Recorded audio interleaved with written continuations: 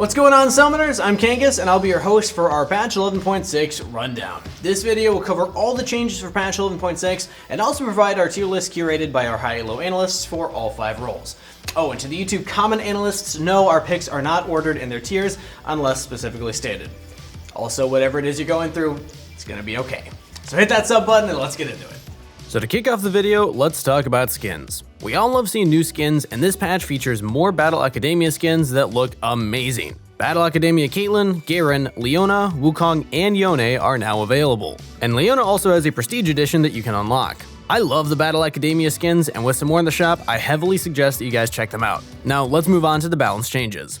Healing has always been an issue in the game, and what better way to address it than by hitting the one rune that anyone can run to access it. That's right, Ravenous Hunter has been nerfed this patch. The base healing has been reduced from 1% to 0%, and the Omnivamp per stack from 1.7 to 1.5%. This is a huge nerf early on, and a pretty sizable one later into the game as well.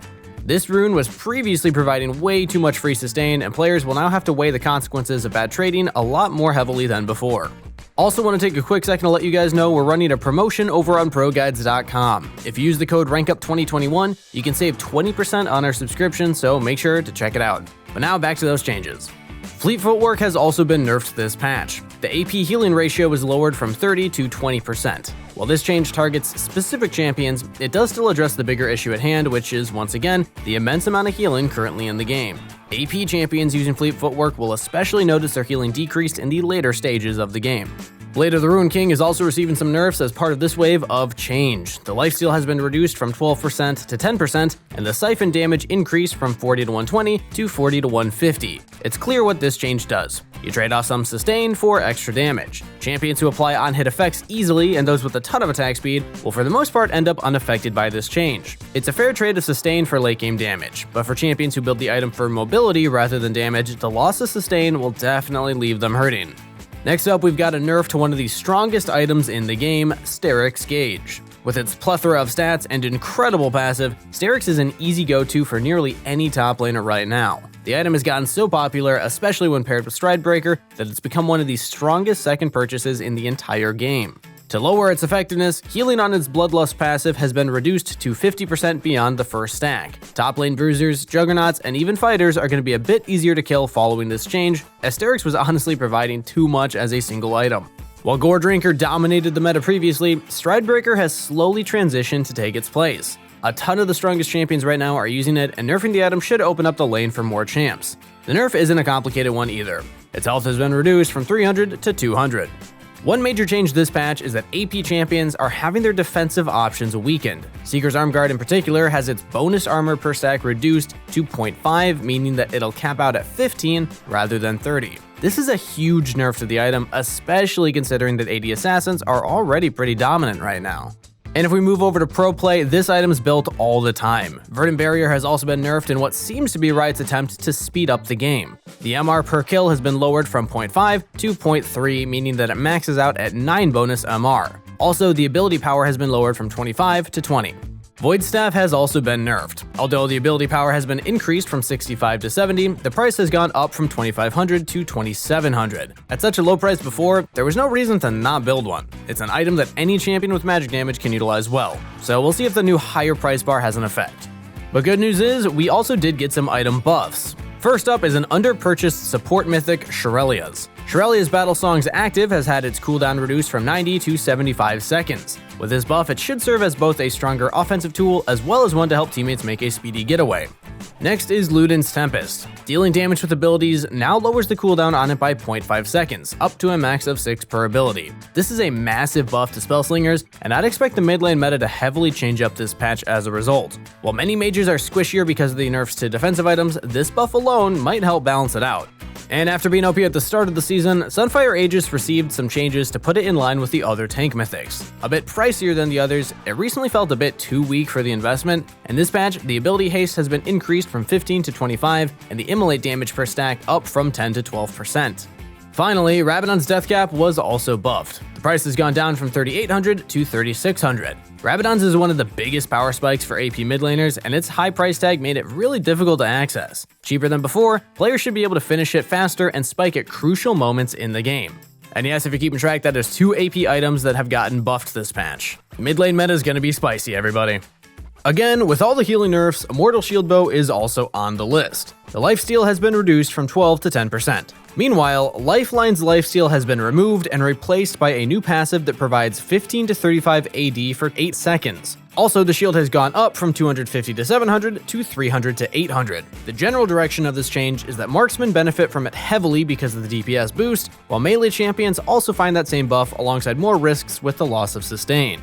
Next up, Liandry's Anguish was also changed. Instead of allowing its users to gain 5% magic pen per second against a burned target, you now deal up to 12% bonus magic damage based on their bonus health. It's now more effective at trading tanks, but weaker against squishies. Iron Spike Whip was also changed. First, the price has gone down from 1200 to 1100, but the cooldown has increased from 15 to 20 seconds so that it matches the mythic items.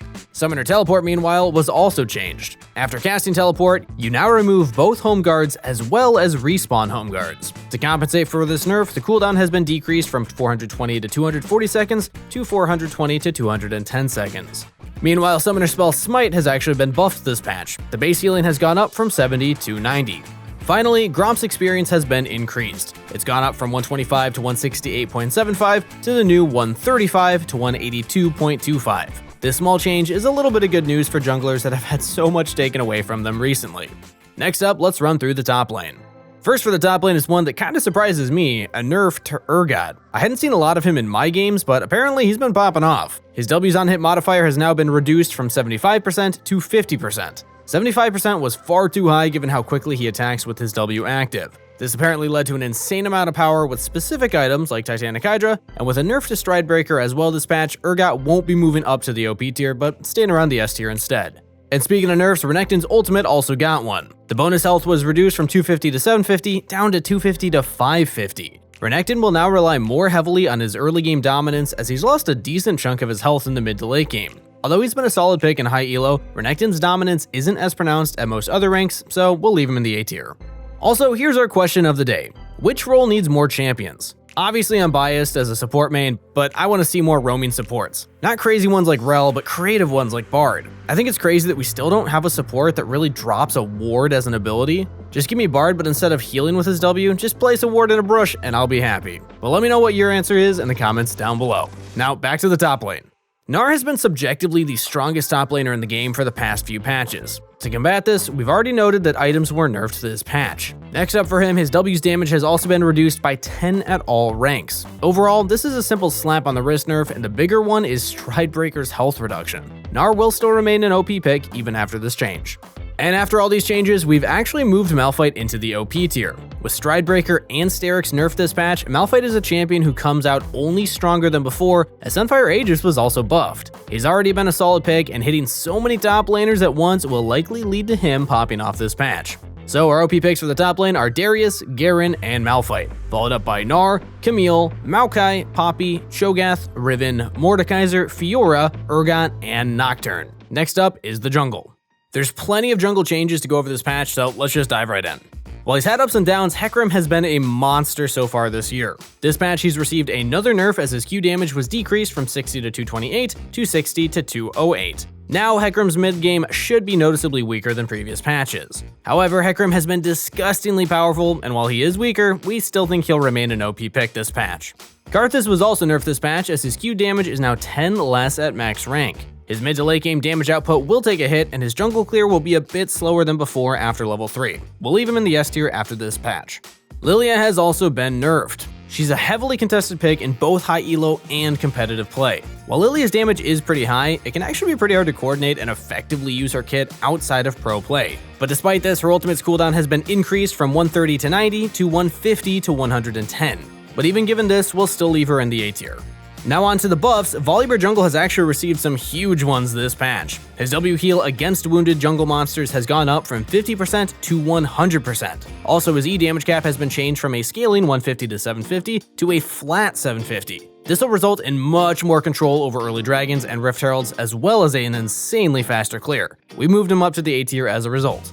Xin Zhao has a huge list of changes, so let's take our time with this one. First up, his passive heal has been changed from 10 to 112, plus 10% AD and 40% AP to the new 7 to 92 plus 10% AD and 55% AP. Basically, less base healing but an increased AP ratio. Keep that in mind because you're going to hear that a couple times here. His Q's damage, meanwhile, has been decreased from 20 to 52 to 16 to 52. Little weaker early game. Now, here's a bunch of changes to his W. The cooldown was reduced from 12 to 8 seconds to 12 to 6 seconds, the range on the second hit increased from 900 to 1000, and finally, an AP ratio of 50% has been added to the second hit. The cast time, meanwhile, was increased from 0.5 to 0.4 based on attack speed to a flat 0.5 seconds. The mana cost was increased from 45 to 60, the reduced minion damage decreased from 50 to a scaling 50 to 0%, and the thrust damage can increase by up to 33% based on critical strike chance. Finally, the second hit now challenges champions and monsters, providing vision of the target for 3 seconds.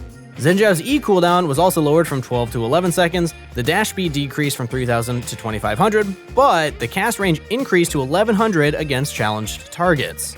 Finally, his ultimate's duration is being changed from 3 seconds extended by basic attacks and spells to 5 seconds flat, with a 110% AP ratio being added to it as the conclusion. Overall, Xin Zhao just has more options with his kit, and he can even utilize AP surprisingly well. We moved Xin up to the A tier after these changes. Just make sure to build Grievous Wounds against one, as his passive healing ratio is actually pretty insane. So our OP picks for this patch remain as Hecarim, Udyr, and Elise. Elise is looking to potentially take the spot as the strongest jungler, so be on the lookout for her. Kha'Zix, Graves, Evelynn, Nunu, Ivern, Fiddlesticks, Karthus, Viego, Skarner, and Shaco follow up in the S tier. Now let's move on to the mid lane.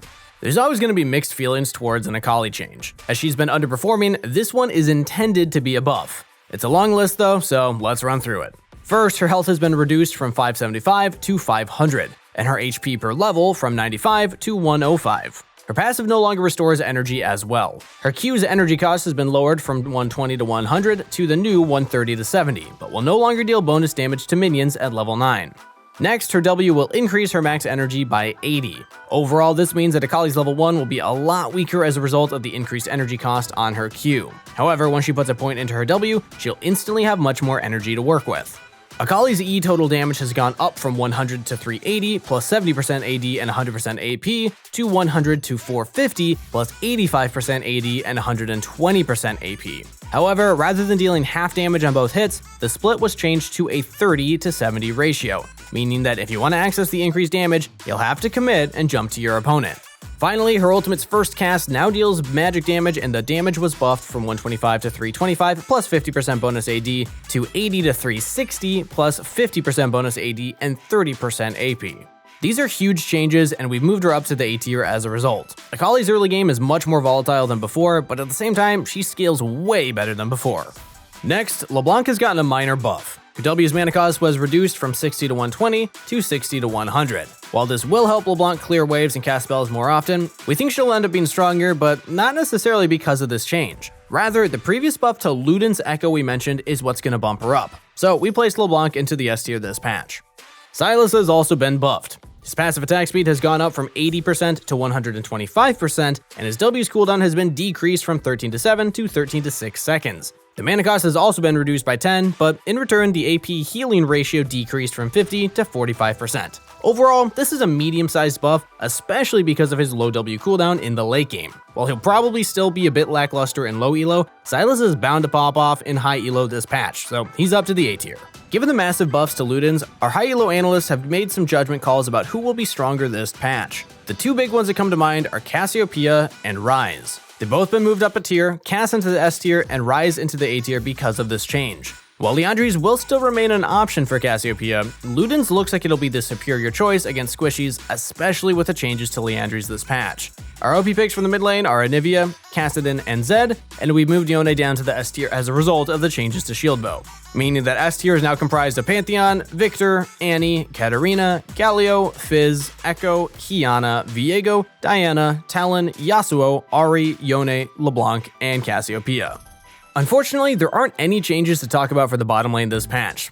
We have, however, made a change to the OP tier, as Tristana has joined Kai'Sa and Jinx. While Kai'Sa retains her top spot, there's fierce competition elsewhere. Jhin, Vayne, Jinx, Ezreal, and Tristana are all very close, but we've specifically moved Tristana up. She's recently been on the rise, and we think her win rates and ban rates will soon follow. Her ability to play flexibly, either extremely aggressively or sitting back to scale up, means that you have plenty of options during the laning phase. Another pick we want to bring attention to again is Swain. Although he isn't a marksman, he's been finding an incredible amount of success bottom with a rather low play rate. More of you players should definitely give him a try, as he has very high kill pressure when paired with an aggressive support like Leona. In cases where your team locks in a ton of physical damage, you can always fall back onto an AP pick like Swain. So our OP picks for the bottom lane are Kai'Sa, Jinx, and Tristana, followed by Ezreal, Ashe, Vayne, Jhin, Caitlyn, Seraphine, and Swain in the S tier. Now let's finish up with supports. And honestly, there aren't many changes here either. Pyke has unfortunately been underperforming even after his recent changes. As a duo lane support, he was supposed to end up stronger, but unfortunately there hasn't been much of a change. But this patch, Pyke's E has gotten a massive cooldown. It's been lowered from 15 seconds to 15 to 11 seconds. 4 seconds less time in the late game is huge. This will lead to Pyke being much harder to catch and also capable of providing more crowd control during fights. With some ability haste, he should be able to stun enemies multiple times as long as he's not committing too hard and keeping his distance. Even with this change though, we'll keep Pyke in the A tier. The final changes we've made is that we moved Brand down into the A tier and Blitzcrank up into the S tier. Brand remains a prominent pick in low and mid elo, but still underperforms in high elo. Blitzcrank, however, is on the rise. While it's server dependent, he's starting to pick up traction on NA as well as Korea. Players there recognize how much of a threat he poses in solo queue, and his ban rates have exceeded 10% on both. There's plenty of picks like Alistar, Blitzcrank, and Lulu who are extremely close to breaking into the OP tier, but we'll continue monitoring them through the patch and see if any of them make significant breakthroughs. So our OP picks are Leona and Thresh, followed up by Lulu, Bard, Morgana, Janna, Alistar, Nautilus, Rell, and Blitzcrank in the S tier. And that'll conclude our 11.6 patch rundown. Thanks so much for watching. Go check out the description for a link to join our community Discord. Shout out to Nate who beat me in a Yasuo 1v1 that we streamed on there. Also, if you like the video, like it, sub to the channel. We're making so much great content that we can't wait for you to see. But most importantly, as always, best of luck on the Rift. Stay hydrated, and I'll see you next time.